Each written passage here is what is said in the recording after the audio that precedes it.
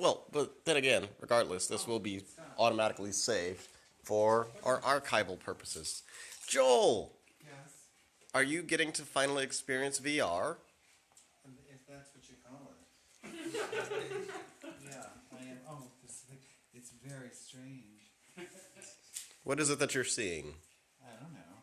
I'm seeing a garden, and there's kissing. Oh, something's happened. And then now I'm in the Hunger Games.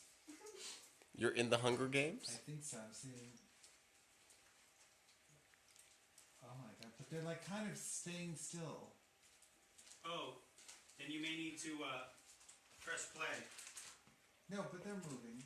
Oh, They're moving, but they're staying still? Oh my god! They flew. Ah. Oh my goodness. So, what is it that we all have been doing so far tonight?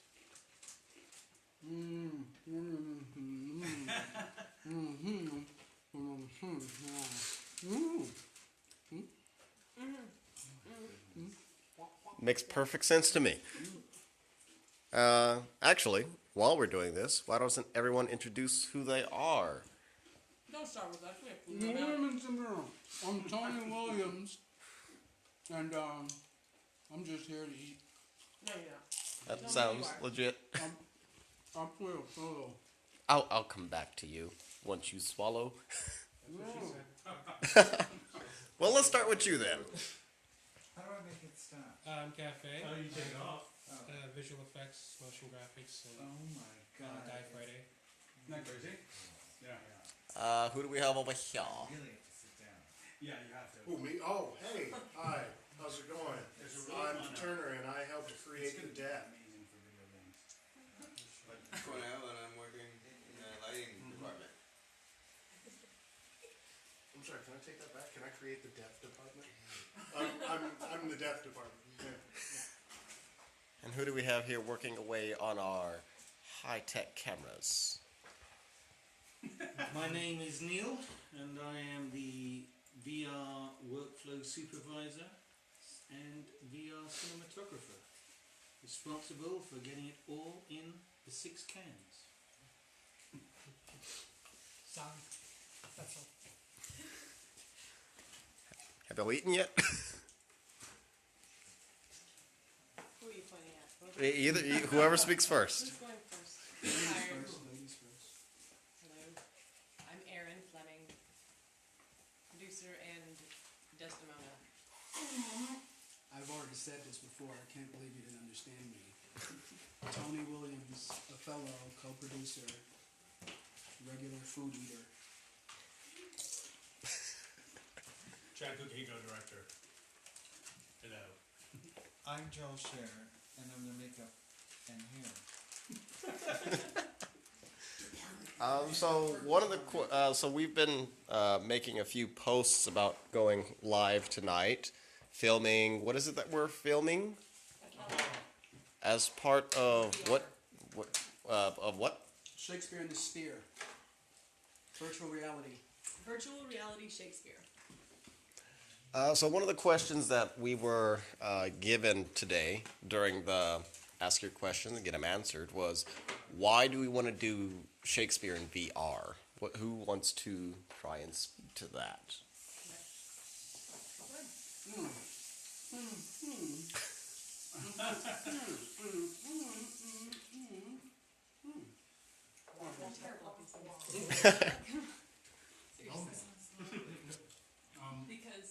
Because I could answer that. All right. Shakespeare is, for people who are unfamiliar with Shakespeare, it's hard for them to understand what's going on, what it's about. If you do Shakespeare right, if you know what you're doing, then you can translate it for people. And the benefit of doing it in virtual reality is virtual reality feels like you're there. A lot of people haven't experienced virtual reality yet, but our hope is that students will be able to watch this on like a headset or something, and they'll feel like they're there. And then if we're doing our job right, it'll be a lot easier for them to understand. It's a little bit different than film in that, film is like, it's distant. It's like a dream in a sense. virtual reality, it's like you're in a room with these people.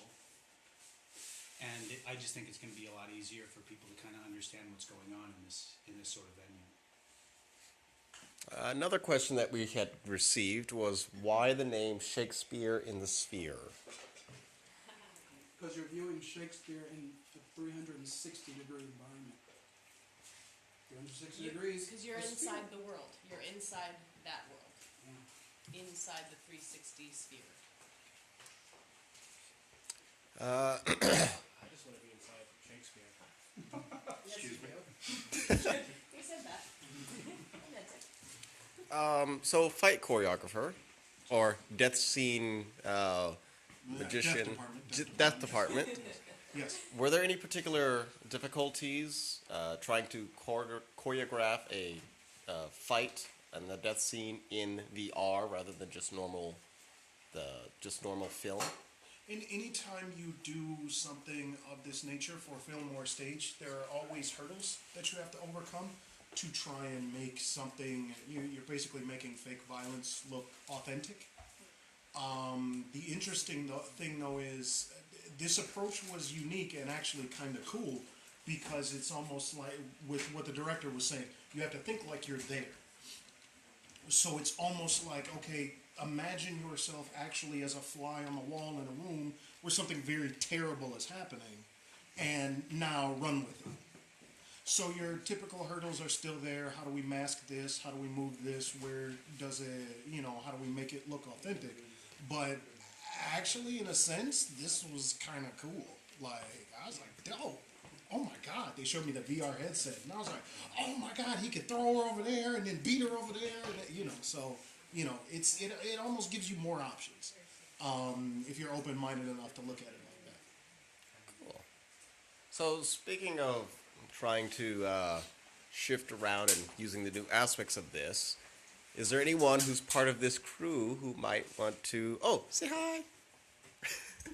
Is there anyone who might want to speak on some of the difficulties tech-wise that they had to face, or something in general regarding VR that people might not know, considering we had to use all this equipment and the fans for this unit right here? That's definitely a Neil question. Sorry, what was the question? Sorry, I was... In regards to the tech, any particular difficulties or trying to change how we're filming, in the particular tech things that might be new or interesting or people might not realize about trying to film in 360? Good question, good question. So several key issues that always arise when we're doing VR 360. Firstly, we're very used to in 2D filming to have what's called the fourth wall. So we have the actors over there, we draw this line called the fourth wall, and we put the cameras and the lights and the audio guys and everybody this side. And we're very used to being able to frame shots and block shots using the fourth wall. VR 360 spherical is a frameless technology. There is no frame. We have spent the last 120 years looking at a rectangular big screen, a rectangular TV, a rectangular cell phone. With VR 360, there is no frame, there is no rectangle. So the whole nature of the spherical immersive experience demands that the actors have to learn how to use a spherical space. The director and the lighting and the audio guys have to think about not using that rectangular frame, because we're so used to that. And from a cinematography point of view, lighting, all the normal things we've done in 2D with blocking and different lenses and wide shots and close and reverses, we can't do that. It's a little bit of a mixture of being theatre. The actors have to be on stage, they have to deliver, and the audience has to go with them on that stage. So in many ways, VR 360 spherical is much more like a traditional theatrical experience because you are in the theatre. And once the willing suspension of disbelief comes down, you are in that theatre with the actors. There's no fourth wall. You're in that room with Othello and Desdemona experiencing all the motions. From a technical point of view, 6 or 7 GoPros. You know, these cameras, God bless them, weren't designed to do what we're doing with them. And these GoPro Hero 4 Blacks, once we've used them a while, they heat up, and once they get to a certain temperature, unfortunately, they have a tendency to crap out. That is, in fact, an advanced technical term.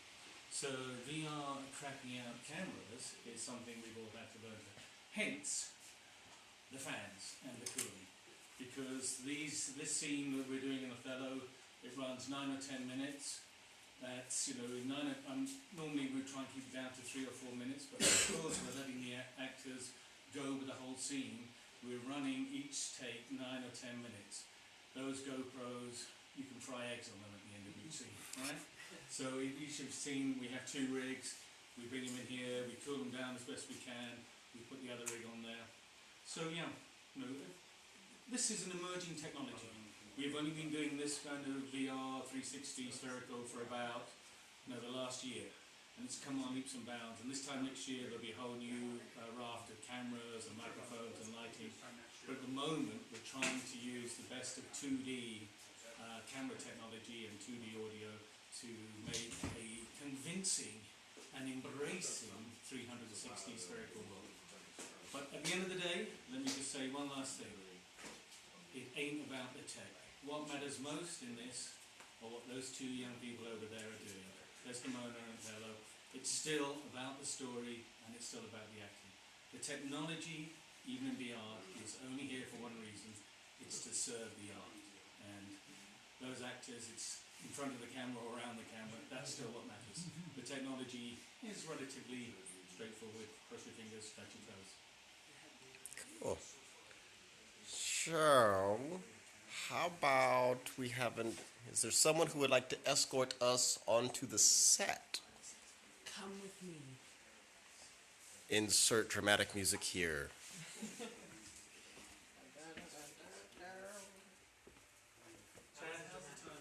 This is our 1943 bedroom. Over here you'll see where we get dressed. And my husband's uniform, jacket. That's where I get dressed. And this is where I prepare myself for the day. Come over here. I want to show you my husband's military photo. Yeah, that's him. It's when Othello. Yeah, anyway. Good memories. Bad habit. And here we are. Over here. We like to lounge over here in our room every once in a while. Dance. And yeah, this is our room. And you can see it all in Shakespeare in the Sphere's Othello. You will be in this room. Where might we be standing in this room while we're watching that? You would be standing right here. In fact, you will be right here, and you'll be able to look around and see everything happening and going on. You'll be able to see, oh my God, what's happening over there? Okay, nothing. But there's something happening there. Oh my goodness. So, from this point of view, which is the best point of view we found, you can see literally everything in the room. So you are in the room with Othello and Desdemona with us. So that's it. I don't know what else to say. Quilt is blue. Quilt is blue. Yes. So this is our room. This is set. All right. Ooh, there's another picture right up there. Oh, that's when we got married. That's our wedding photo. But then he kills you. Such a shame. Oh, spoiler alert.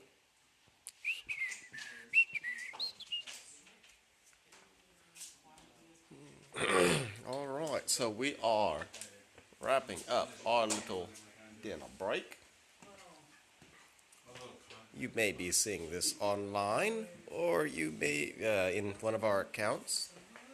Be sure to follow us on Twitter and Instagram and Facebook group, and we'll be posting a lot of things as we continue filming and expanding as we do the whole complete works of Shakespeare using this. So, in the meantime, be sure to follow us, and we will see you later.